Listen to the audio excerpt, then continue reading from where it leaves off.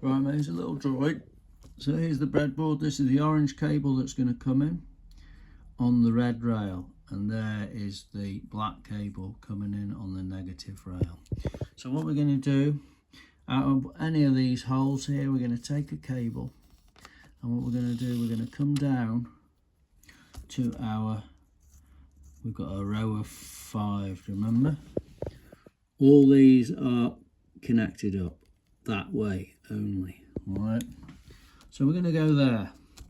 So we've now got a 5 volts down there. So what we're going to do now, we're going to take a resistor, all right,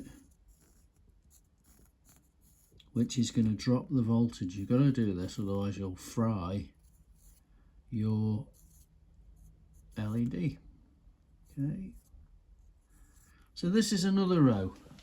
Look, there's one row, there's another row, there's tons of rows. There's another row there. So we've got 5 volts. With electrics, always follow it like a path. So there you go, there's the path. 5 volts in.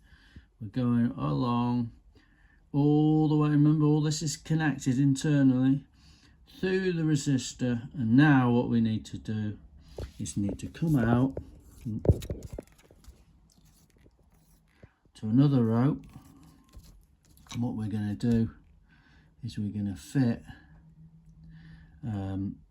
our LED. So this is your LED. Now, just a quick one. These LEDs, mate, the long leg is always the positive, the short leg is the negative.